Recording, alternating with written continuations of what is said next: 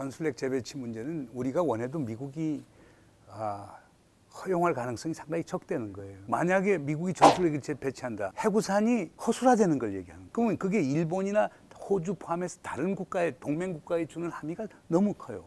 전술핵을 이렇게 갖다 놓는다. 그럴 경우는 북한에 대한 핵 억지력보다 오히려 핵 충돌을 유발시킬 가능성이 더 높다는 거예요. 가령 괌에 전폭기가 있으면서 북한에 대해서 폭격을 한다. 그러면 비행시간이 3시간, 4시간이 되잖아요. 그러면 그 사이에 북한하고 협상을 할 수도 있어요. 그러나 여기 딱 가면 군산에 갖다 놓으면 20분이면 칠 수 있어요.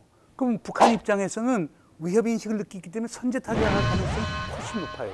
그렇기 때문에 적에 가까운 데 전술핵을 배치하는 것이 현명한 게 아니라는 얘기가 있고, 만약에 미국의 핵 억지가 해구산 공여를 통해서 이루어지고 있다면은 전술핵 갖다 놔봐야 핵 억지에 아무런 영향을 미치지 않아요. 북한이 그것을 위협으로 보질 않아요.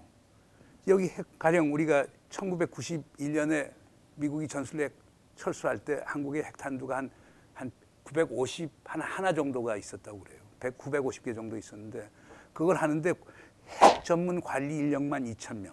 그거 방호해서 지키는 경비 인력만 한 2,000명, 4,000명이 넘는 거예요. 그러면 그 당시에는 사용하지도 않은 전술핵 때문에 거의 4, 5천 명 인력이 잡혀 있고 엄청난 예산이 드니까 당시 미 1군단 사령관인 쿠스만 장관이 이걸 철수하자고 그랬단 말이에요. 만약 전술핵을 사용했을 때는 엄청난 인명살상이 오기 때문에 그거에 대한 도덕적 그 책무의 문제도 있었고, 전술핵을 공유하자. 그것도 꿈 같은 얘기예요. 결국에 뭐 나토군에서 이제 공유한다는데 기본적으로 전술핵을 관리하는 거는 미국 장교들이고 최종으로 발사 여부를 결정할 때는 코드가 필요한데 그 코드는 미 합중국 대통령만이 갖고 있는 거예요. 1991년에 그 철수했던 이유 중에 하나는 그 쿠슈만 장군이 쓴 그 회고록을 보면 재미있는 대목이 있어요.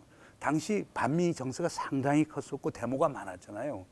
그러니까 그런 한국의 민족주의적인 반미 세력이 이 핵무기를 탈취할까 봐서 그때는 뭐 핵배낭 무슨 뭐 핵쥐레 이런 것들 포함해서 소위 자유투하 그 B-61이라고 해서 중력탄 이렇게 갖고 있는데 만약 그들이 와서 탈취했을 때 또는 북한이 특수전병력 침투시켜서 탈취했을 때 이 우려들이 컸었거든요. 그래서 이런 종합적인 변수를 볼 때 그 미국이 전술핵을 이쪽에다가 배치할 가능성은 상당히 적고 만약 한다면 그거에 대한 반대급으로서 우리는 상당히 많은 비용을 치러야 되지 않을까 생각이 됩니다. 예.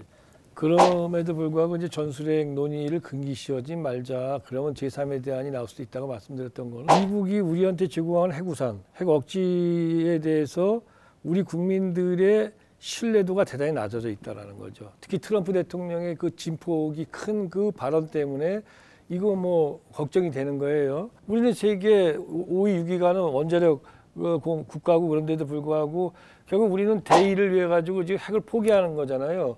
포기하는 대가가 핵우산이란 말이죠. 다시 말하면 핵우산은 핵을 가진 미국이 우리에게 주는 의무인 거예요. 우리는 그 대신에 이제 그걸 갖다가 포기하는 거니까 다시 말해서 당당하게 달라고 그래야 되는 거거든요. 근데 지금은 구걸하는 것처럼 돼버렸어요. 뭐 핵 억지력 주세요, 뭐 주세요. 나는 우리 정부도 그러면 안 된다고 봅니다. 그건 정확히 얘기해야 돼요.